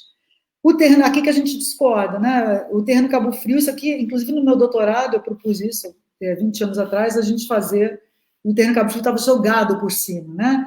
Isso ele é incompatível com o que nós temos de mineralogia aqui, né? Nós temos rochas da pressão mais alta aqui, desde o cráton até aqui a margem, fica aqui, né? Então, são rochas que têm que ter ido fundo, né? Elas têm que ter ido pelo menos a 50, 60, 70 quilômetros de profundidade. Além de toda a estruturação e além do fato também de nós não termos rochas magmáticas nesse terreno. Então, nós interpretamos como sendo um contato vertical, mas dentro de uma série de outros aspectos, que não cabe falar agora, não temos nem tempo, seria, então, uma subducção, ou uma subducção continental no final, que trouxe o terreno Cabo Frio para finalmente colidir com o terreno do Arco, que é o terreno quente, o terreno que é o buoyant, né, que é o terreno oriental. Então, na nossa interpretação, mas que é uma hipótese, e estamos testando continuamente, o domínio Cabo Frio é a chave no estudo da anatomia do Orógeno Ribeira, porque, na verdade, ele é o tampão, né, ele é o final que vai travar aqui a zona de subducção. O embasamento cristalino do terreno Cabo Frio, que é o complexo região dos lagos, é parte da margem estirada do cráton de Angola, envolvida em parte na deformação, anexada por subducção e colisão ao terreno oriental. Ela está tectonicamente intercalada com os guinastes de origem sedimentar e vulcânica do Neoproterozoico, que para nós tem afinidades oceânicas. Contudo, essas duas unidades não necessariamente estavam juntas o tempo inteiro. Então, os dados que estão saindo agora estão nos mostrando que a sequência oceânica ela foi pelo menos 15 quilômetros mais fundo do que o embasamento. Então, eles provavelmente entraram em contato durante as NAPs, né, o napismo, a colisão. Quando tem a colisão, tudo que está no meio é espirrado, né, para a placa de cima. A placa que estava por baixo, né? Então, ele vai por cima dessa placa que está descendo, e na nossa interpretação, então, essas NAPs colocaram rochas de pressões maiores em rochas de pressões menores, que seriam essas pressões, os paraderivados, são as que foram mais fundo dentro da história de subdução. Mas isso são hipóteses, estamos tentando provar. Né? Esse modelo já mudamos, tá? Modelos são criados e destruídos, né? E o objetivo da gente é sempre destruir os modelos, tá? Porque eles, na verdade, estão bem longe da realidade, ele é um conjunto de dados que nós temos naquele momento, né? E a gente vai adaptando cada vez mais, testando esses modelos, né? Então, seria mais ou menos essa história que eu contei para vocês, né? Então, provavelmente, a sequência que estava, né, mais profunda, ela cavalgou aqui, né? Então, a sequência Búzios seria teria entrado mais em grandes profundidades do que o embasamento. Por esse motivo, nós temos essa diferença na deformação também entre eles, né? Aqui, para comparar, esse aqui é o perfil dos Alpes, do mesmo artigo, né, do professor aqui, Pfeiffer, e isso aqui é o finalzinho da orogenia alpina, e a gente tem que imaginar que o que a flora aqui na Ribeira, hoje, a gente está mais ou menos nesse nível crustal aqui, né? Então, imagina se a gente for contar a história dos Alpes olhando isso daqui.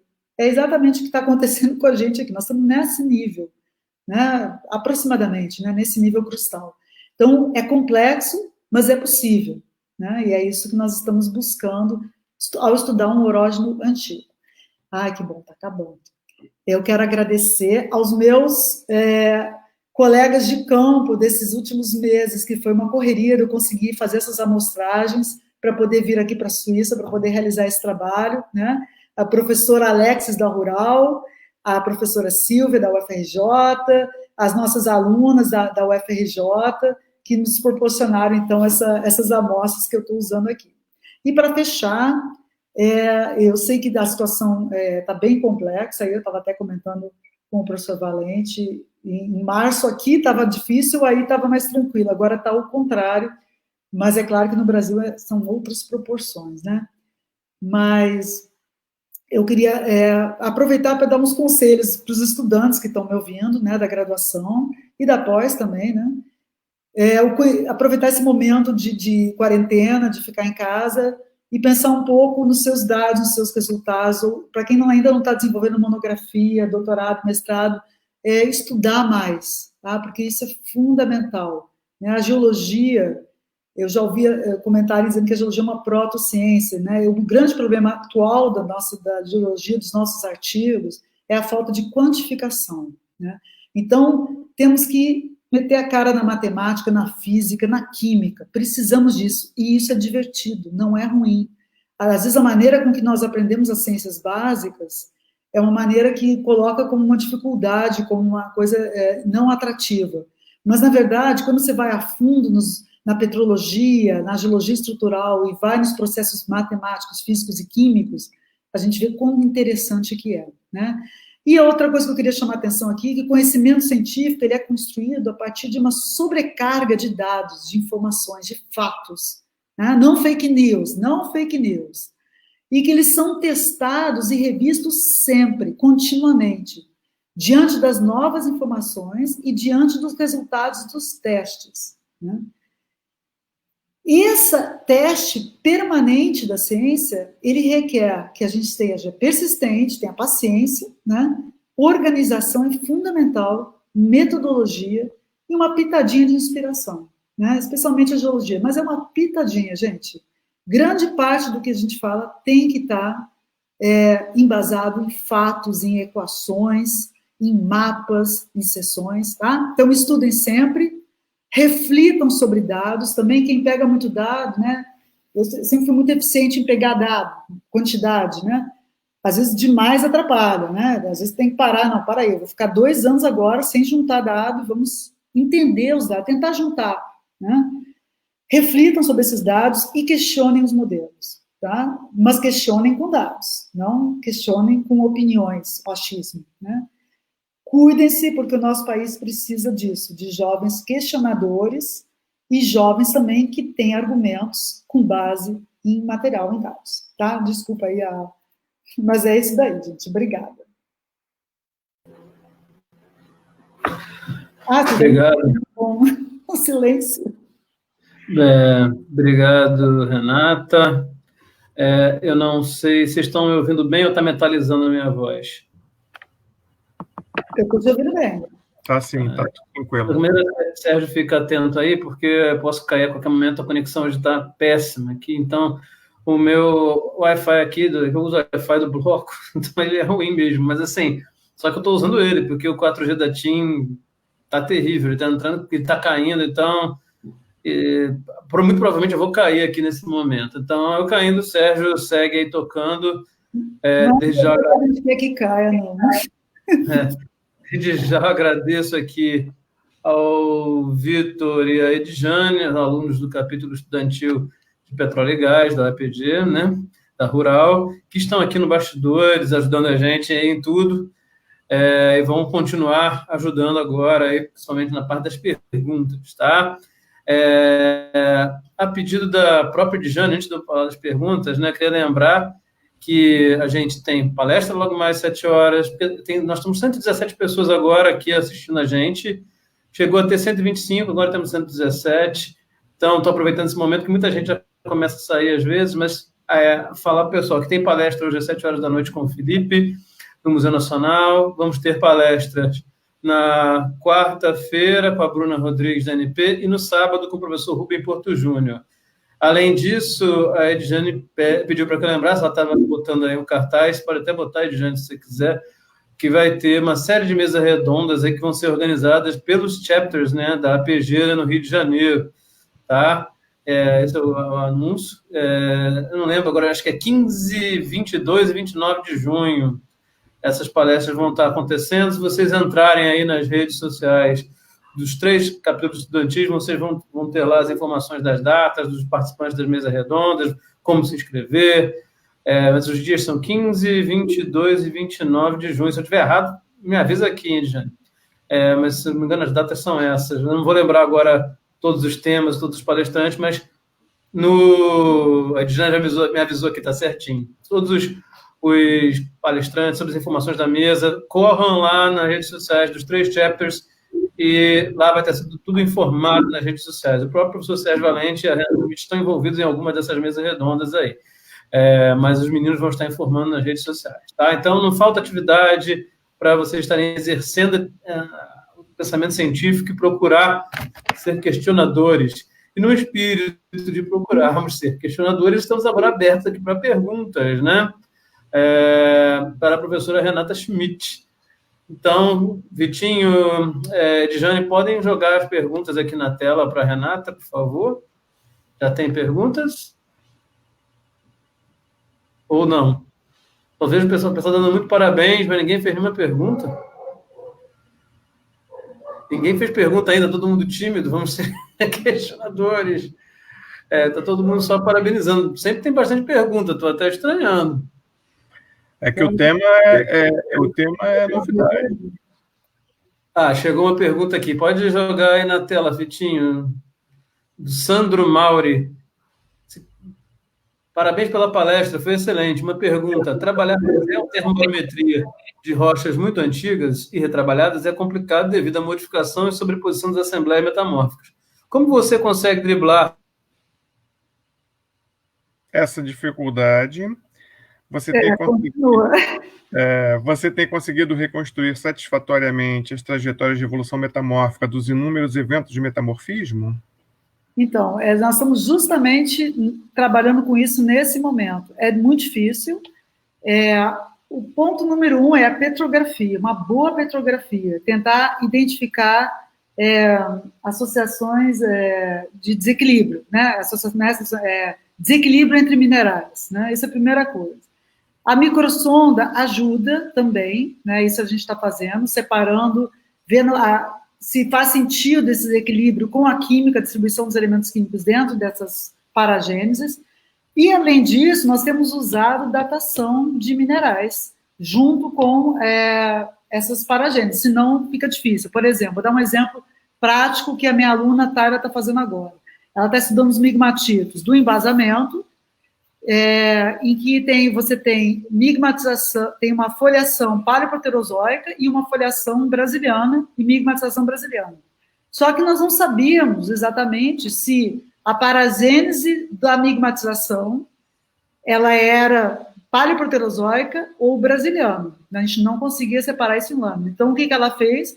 Ela separou zircão e monazita, e aí confirmou que era realmente brasiliano, né? Porque com tanto de estrutura preservada do paleoproterozoico, até eu fiquei com o pé atrás no meu doutorado. Poxa, mas não é possível que esse embasamento tenha passado pela brasiliana. E realmente a datação ajuda, né?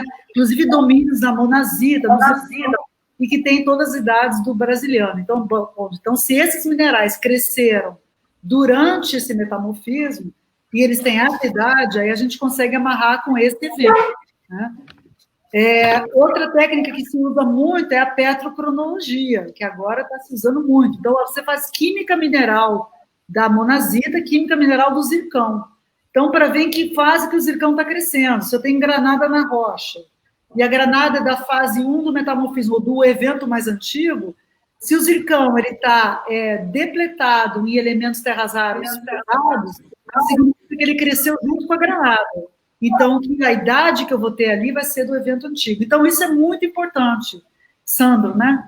É isso, é amarrar a parte da geotermobarometria com a descrição da lâmina e com datação. Cada vez mais então, o pessoal está aqui, o pessoal data a alanita, né? Que é um mineral acessório de granitóides, que eu estou vendo a proximidade que esses granitos do embasamento estão cheios de alanita, né?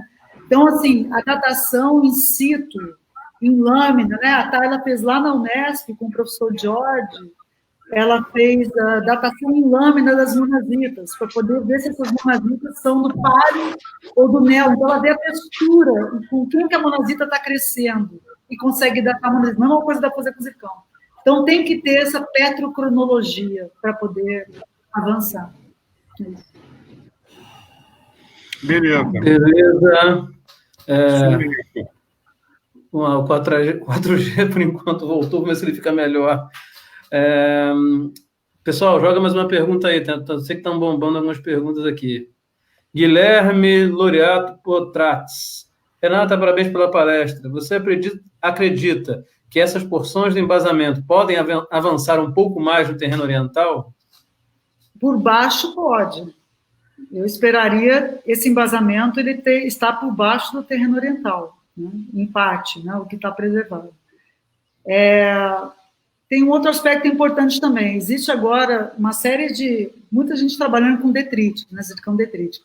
As rochas supracrustais do terreno oriental, elas têm uma fonte que é equivalente à idade de Angola, né? Então, isso é uma coisa que tem que ser investigada, porque se eu coloco um oceano separando o terreno oriental de Angola, eu esperaria que as rochas fonte do terreno oriental seriam basicamente São Francisco, e as idades do Cabo Frio de Angola são muito raras em São Francisco, que é 1.9 até 2.0, são raríssimos, né? Elas então, é um cinturão que tem lá em Angola e mais para o sul, na Namíbia, é de 1.8, né?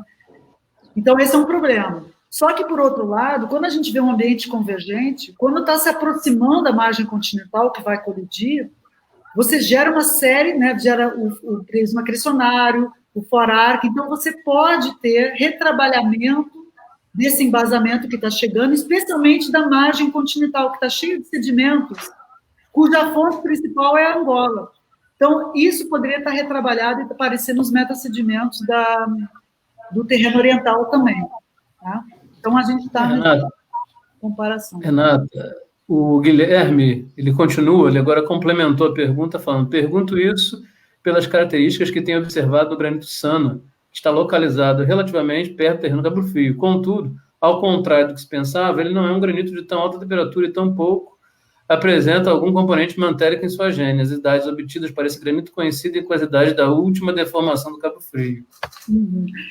Guilherme, obrigado pela pergunta.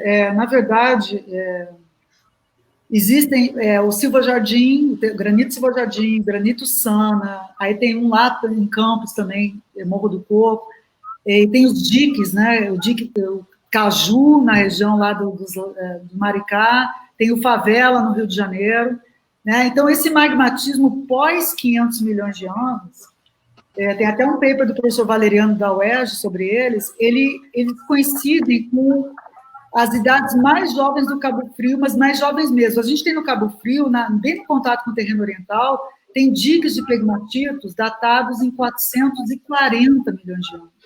Então, esses diques, a gente acredita que sejam relacionados a esses granitóides mais jovens, cuja a origem, aí tem vários, né, tem gente que fala que é a delaminação, né, a subida do manto no final do orógeno, defendem também que é um rifteamento do câmbio ordoviciano que aconteceu nessa região, mas eu realmente não sei falar porque que o Silva Jardim, se eu não me engano, ele até tem os quartos de ouritos na borda, mas eu não sei se ele tem também assinatura, não tem assinatura mantérica, como você comentou. O terreno oriental é um terreno quente, é o tipo hot origin, né? Nós temos idades que ainda não publicamos de argônio, no Sana, que dão carbonífero, né? Então, é um terreno que ficou quente, até o carbonífero. Por que o terreno oriental é quente? Que eu acho que é porque ele justamente sempre foi a placa de cima, se a gente pensar em subdução do São Francisco, lá do que gerou o Mineiro, subdução do Cabo Frio, seria isso que gerou uma fusão crustal generalizada. No caso, o Sana seria produto disso. Mas a idade do Sana, eu acho que é 490 a 500, ela é compatível com o Cabo Frio, já não estava acontecendo mais nada, né? Eu acredito, inclusive, que grande parte dos guinais já estavam num nível crustal bem mais raso, uns 15 quilômetros, por aí. mas eles não cortam o terreno Cabo Frio, nenhum desses plútons, a não ser o Silva Jardim, que ele parece que tem um braço que corta o terreno Cabo Frio, e esses pegmatitos que nós temos na borda oeste do terreno lá em Maricá. Né? Então, o magmatismo no terreno Cabo Frio é praticamente neoproterozoico cambriano-doviciano, não existe. Né? A não ser relacionado à fusão, aos leucossomas de fusão mesmo. Não devo ter respondido sua pergunta, mas é isso. Falei tudo que eu sabia dessa parte aí. Ok. Podem colocar outra pergunta, pessoal. A Edjane está mandando uma pergunta aí, mas é a pergunta do Julinho, Júlio Lopes, faz doutorado na FRJ, trabalha com a gente também aqui em parceria rural. O Júlio não tem Facebook, então ele está assistindo, mas não consegue escrever lá. Então ele mandou essa pergunta pela Edjane lá. Olá, professor Renato, obrigado pela palestra. Excelente apresentação e didática. Minha pergunta é, os granitoides isotrópicos dentro das janelas estruturais do domínio Cabo Frio foram gerados por retrabalhamento crustal? Eu não sei o que você quer dizer com retrabalhamento crustal, mas, na verdade, esses granitoides isotrópicos que eu mostrei mais de um aqui, cortando os tonalitos folhados, eles são paleoproterozoicos, né? Eles são isotrópicos preservados, é um domínio sem estrém brasiliano. E eles são... A história do paleoproterozoico, já tem um trabalho do Viana, que foi orientado pela Valadares na UERJ, a gente também trabalhou bastante com esse embasamento, ele é considerado um arco continental do orosiriano. Então, a gente tem termos juvenis, até termos crustais, e a média lá dessa crosta orosiriana, ela é diorítica, né? Comparamos sempre com o arco dos Andes, um arco, né, de uma maneira bem simplificada, um arco andino. Então, esses leucogranitos que aparecem cortando as rochas menos diferenciadas, eles estão associados ao final dessa intrusão, dessa orogenia orosiriana. Com relação à colisão, né, tem que ter tido uma colisão ou um metamorfismo. Né? A gente ainda não conseguiu rastrear isso muito bem, mas eu mostrei para vocês um tonalito folhado. Essa foliação poderia ser ígnea, mas nós temos evidências de campo que já tem um pouco de fusão nessa foliação paleoproterozoica. Então, a colisão não está bem preservada nesses granitóides. Agora, esses isotrópicos, eles seriam pós-colisionais, ou, né, se é que teve colisão nesse erógeno acrecionado. Deveria ter, né? Senão a gente ia ficar com a margem por 1 bilhão de anos, até a chegada da formação do Oceano Búzios. Então, mas esses isotrópicos é velho. Tá? Eles são bem antigos. Beleza, pessoal. Mais uma pergunta tem aí para a Renata. Professor Alain Miranda. Esse aí está se dividindo em dois, né? Porque ele é para ele estar me substituindo na reunião do Consune agora. Ou ele deve estar na sala do Consune e na palestra. Está fazendo mitose, né? Que eu pedi que ele tivesse. Botei ele nessa bomba hoje, me substituir lá na reunião do Consune. Parabéns pela apresentação, Renata. Como sempre, uma oportunidade de apresentar mais sobre a evolução de orógenos. Gostaria de saber se não há oportunidade de trabalhar com o anfibólio ou a biotita em análise de argônio-argônio nas zonas de cisalhamento. Existe algum mineral cinemático nos milonitos derivados dos ortognáceos? Boa pergunta. Oi, Alain, tudo bem? Espero que esteja bem. Gostei da foto aqui do Face. Existem dados de argônio da década de 90, da Ariadne Fonseca, que fez doutorado nessa área, inclusive orientada pelo professor Cordani.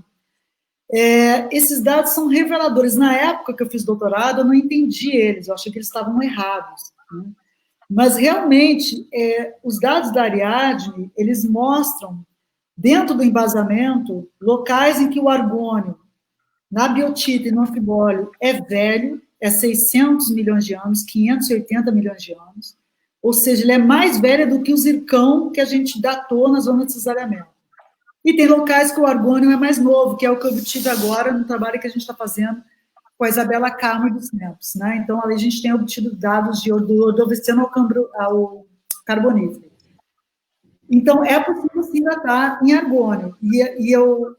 No caso da Ariadne, ela não, né, o trabalho dela não estava focado em estrutural.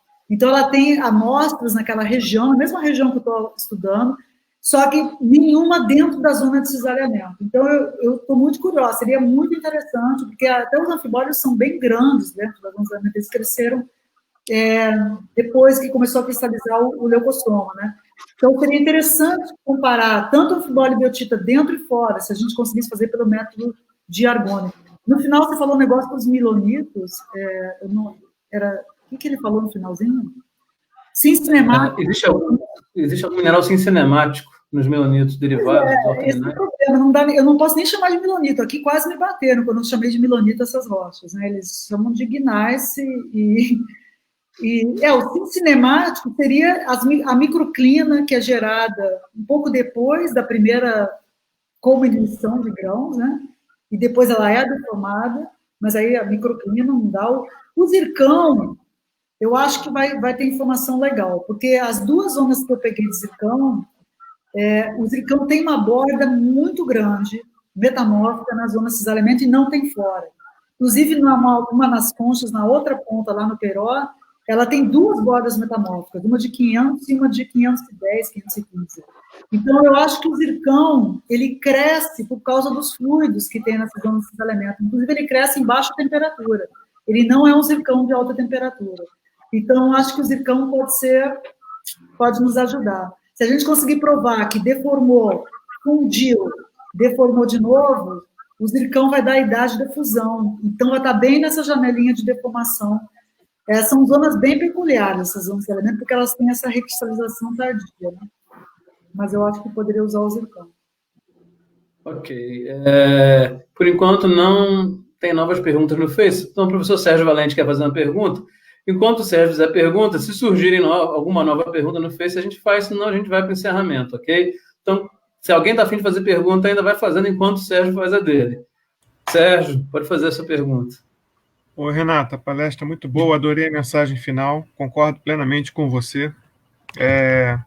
A gente tem, uma vez por todas, mostrar que o Sheldon, do Big Bang Theory, está errado e que geologia é ciência de verdade. Mas eu acho legal você ter usado esse termo de protociência, porque a gente, em geral, se dá muita liberdade para especular, né? E isso não é legal. Então, a mensagem que você passou aí para a turma mais jovem é muito legal, muito boa mesmo. Acho que isso tem pautado bastante a minha visão do que a geologia deve fazer. Ela já devia estar fazendo isso há algum tempo, mas certamente a gente não pode abrir mão disso nos próximos anos. Renato, a pergunta que eu faço é a seguinte: eu acho que estudos paleomagnéticos ajudariam nessa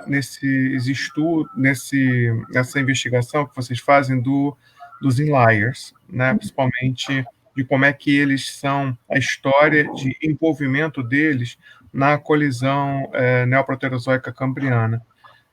Queria saber a tua opinião sobre isso e queria saber, agora com a tua experiência em Berna, se a turma aí nos Alpes utiliza essa ferramenta. Você mostrou que eles trabalham mais com geofísica do que a gente faz aqui.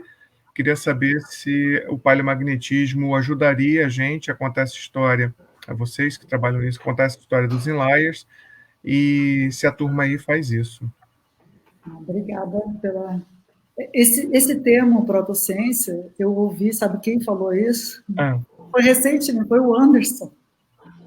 O Anderson da pós, que comentou assim, né, justamente, né, numa defesa de banca, ele estava, poxa, nossa ciência é considerada uma protociência, né, por muitos, pelos físicos, e isso eu escuto cotidianamente, né, o Caê, sabe, ele tem uma bolsa com Serra Pilheira, né, Serra Pilheira, eu já fui, inclusive, numa dessas reuniões, tem pessoas de várias áreas da ciência, e a geologia é vista diferente, né, e eu acho que a gente tem parte culpa disso, e até é frustrante, né? Eu fico muito frustrada quando eu ponho esses modelos e eu mesma acredito nos modelos que eu faço. Eu gostaria de poder quantificar, então acho que essa geração nova aí tem que ir a fundo, até porque a cabeça deles é bem mais rápida, né? Mas, bom, com relação à Paleomag, no caso, assim, num contexto mais global de planeta, ela é útil, né? A discussão entre o Kalahari e o Congo, aquelas se eles eram juntos, se eram separados, tem altos debates Paleomag. O Trindade, né? Vários grupos de Paleomag, lá o Rapalini, eles eles têm grandes discussões e sempre tem uma outra possibilidade, né? A gente sempre acha, não, a Paleomag deu que é essa latitude, mas não, mas aí pode ser, mas é uma possibilidade, a Paleomag, ela é considerada um dado crível, né? O problema dentro do orógeno, para ver a trajetória dos blocos durante a colisão, é o problema da temperatura, né? Que eu acho que tem uma temperatura X lá, que eu acho que é 300.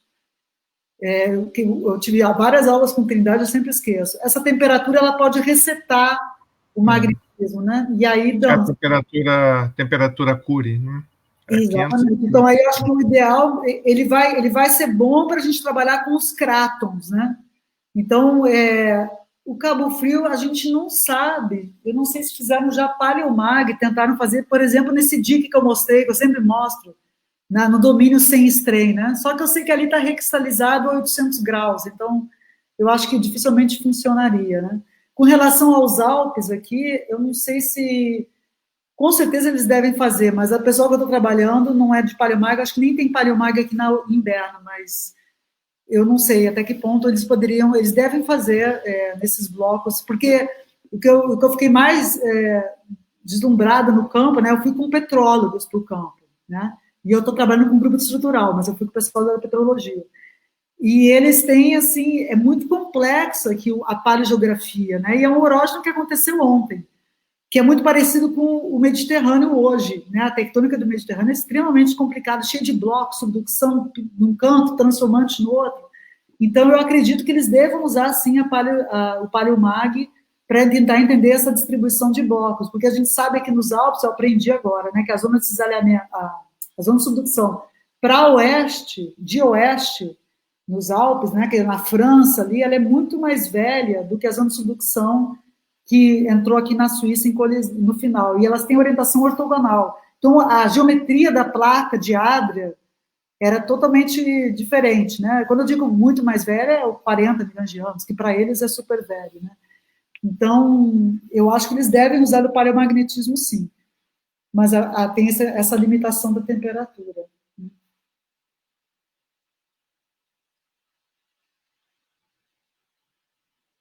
O Arthur está mudo. Está mudo, Arthur. Aí. Eu esqueci de desmutar, porque a Edjane me mutou com razão, porque eu estava bebendo água e tinha esquecido de mutar. E aí eu esqueci de religar. Bom, ninguém mais fez perguntas no Facebook, então a gente vai encerrando por aqui. Agradeço muito a professora Renata Schmidt por ter aceito o convite do APG Rural Student Chapter, do Departamento de Petrologia e Geotectônica, ao qual eu faço parte, o professor Sérgio Valente também. Na verdade, eu sou até chefe do departamento. Não sei nem se eu estou feliz por dizer isso. Sinceramente, é uma coisa bem complexa, bem nesses momentos. Que é muita reunião, está um inferno na Terra por causa desse problema do Covid, né? Então, mas a gente agradece tanto em nome do departamento, em nome do chapter, em nome do PPGMEG, que é o Programa de Pós-Graduação em Modelagem e Evolução Geológica da Rural, do qual a professora Renata também faz parte, né? A professora Renata Schmidt é colaboradora externa do nosso programa, tem várias pessoas nos assistindo ainda, chegamos a ter 125 pessoas, atualmente nesse momento temos 77 ainda resistindo aí até o final, nas perguntas e participando. Se tem alguém aí, porque tem gente tudo que é canto, tem gente de Pará assistindo, que já apareceu aqui, de UFMG, tudo que é canto, não tem só gente da Rural, tem públicos variados, desde graduação, pós-graduação, formando, gente de CPRM, a gente vê pelos comentários que as pessoas vão colocando no Facebook, né? Então, mas com certeza há no público alunos de graduação, o pessoal vai começar a botar as mensagens de agradecimento aqui, de parabenizando a Renata e o evento. Então, dentre essas pessoas, pode haver alguém interessado, né, em mestrado, se tiver mais uma pessoa do nosso programa que vocês estão conhecendo, que é a professora Renata Schmidt, que ela orienta, obviamente, no FRJ também, que é a casa dela, né, a instituição onde ela está afiliada, tá? Enfim, então todo mundo já tem a chance de conhecer. Então, a gente agradece muito, Renata, foi uma palestra magnífica, como eu disse, hoje o dia está cheio, logo mais tem mais palestras, às 7 horas da noite. Quem quiser, apareça aqui na nossa fanpage, tá? Então, mais uma vez, muito obrigado, Renata. Antes de passar para a Renata dar as palavras finais, pedir para o professor Sérgio Valente, que é o coordenador do PPGMEG, também que ele dê as suas palavras finais. Obrigado, Arthur. Muito obrigado, Renata. Muitas mensagens aqui te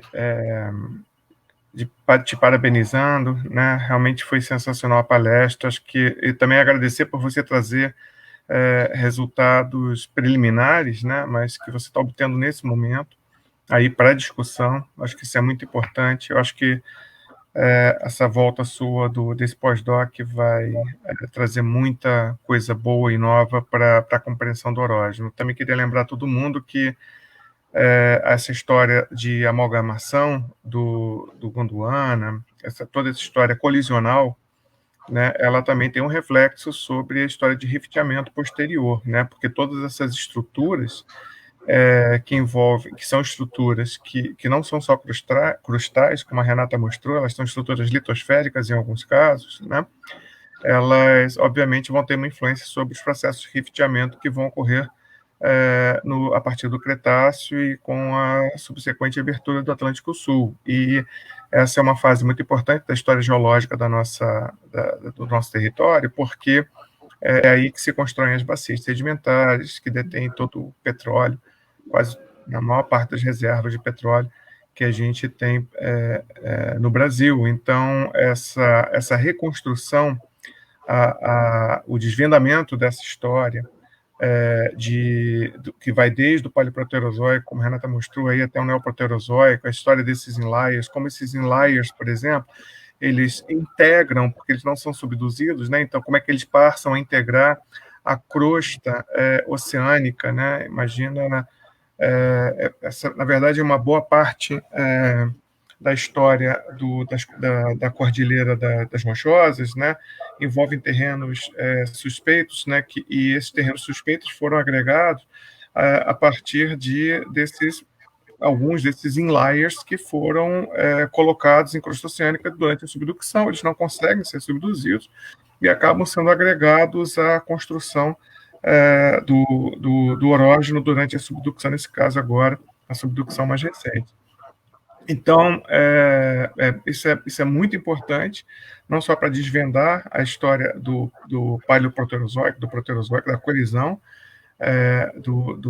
dos terrenos Cabo Frio, da faixa ribeira, do terreno Cabo Frio, faixa ribeira e tal, mas também para a própria história de fragmentação do Gondwana e posterior abertura do Atlântico já a partir do Cretáceo. Então, muito, muito bom isso. E é muito bom também saber que muitas geólogas mandando parabéns para a Renata, e vale a pena a gente lembrar, né, de como de como essa ciência no Brasil, a geologia no Brasil, tem avançado pelo esforço, né, de geólogas que têm contribuído de uma maneira relevante para o conhecimento científico do nosso território. Então, gente que nem a Renata, né, você é certamente também muito inspiradora para as estudantes de geologia, né, que hoje correspondem a uma parte grande dos cursos de graduação do nosso país. Então, parabéns, Renata, a você. Espero vê-la em breve de volta aí. A gente vai se encontrar ainda remotamente em algumas oportunidades e eu acho que o Arthur consegue manter a sala um pouquinho aberta caso você queira conversar um pouquinho também, tá bom? Sobre outros temas comigo agora, tá legal? Obrigada, eu queria agradecer o convite, é sempre um prazer, eu me sinto em casa, sempre na Rural, e eu estava morrendo de saudade de vocês dois, porque eu estou aqui já há 4 meses, e a gente se encontra lá no fundão, às vezes na Rural, e muito bom ver vocês novamente, né, e ver que vocês estão com saúde, apesar da situação que está aí, que está complicada, né, e espero realmente que a gente se encontre no final do ano, já com as coisas melhores, para tomar um vinho, uma cerveja, né, para conversar, jogar a conversa fora, que é fundamental. Né? Mas com relação a essa parte das mulheres, eu acho muito válido agora. Eu até comentei com a Simone Cruz que aqui na Suíça tem um movimento também de mulher na ciência e de geólogas, porque apesar de ser um país desenvolvido, rico, é o Elysium que eu chamo de apelido, a Suíça é o Elysium, né? Mas aqui é muito machista na parte científica, né? Então, as universidades, elas realmente... Machista no sentido de não ter facilidades para a mulher. A mulher tem filho, mulher tem família, né? Então, não existe facilidade para a mulher. Então, as mulheres é muito parecido com o Brasil, até um certo ponto, né? Ela vai até lá, se forma na graduação, faz mestrado, às vezes faz doutorado, mas aí tem filho, aí não consegue seguir a carreira acadêmica, não consegue porque é muito competitivo, aqui é muito competitiva a parte acadêmica. Então, existe realmente, eles estão tendo, as mulheres estão tendo que batalhar para ter uma pessoa numa comissão científica, tipo a SBG deles aqui, parece que tem pouquíssimas mulheres, os congressos também, a parte de, quando você vai na linha do poder, né? Não estou falando na graduação, na pós, tem muita, é meio a meio, mas quando chega, assim, na pesquisador mais renomado, aí é só homem, né? Então, isso é uma luta que é em toda parte, até em país desenvolvido. Então, eu me solidarizo, mas porque não é fácil mesmo. A gente tem que matar muita coisa nossa para conseguir levar filho, família. Mas é isso. E agradeço pra caramba, super legal essa discussão aqui. Nos vemos em breve, né, Sérgio? Uma mesa redonda. Qualquer coisa, quem quiser mandar e-mail para discutir depois, conversar comigo, eu estou aberta aqui, que a vida é tranquila, aqui o ônibus chega no horário certo, tudo funciona muito bem. Então, eu tenho... Tá certo, Renata. Bom, pessoal, então nós estamos chegando ao final, só agradecendo a presença de todos, gente do Brasil todo, alunos de graduação, pós, enfim, geólogos de outras instituições. Agradecer em especial também a presença de professores, a gente tem bastante professores, Miguel Tupinambá estava aqui presente no Facebook, a gente tinha o professor Rubem Porto... Mandar tchau para o Rubem também, que eu fiz. Rubem Porto Júnior, Soraya Almeida, Angélica Sherman, Olga, a professora Olga, lá de Três Rios, deu palestra para a gente também, a queda do nosso programa também estava... Eu não sei a senha, então eu não vou ver Eu vi agora que vocês colocaram.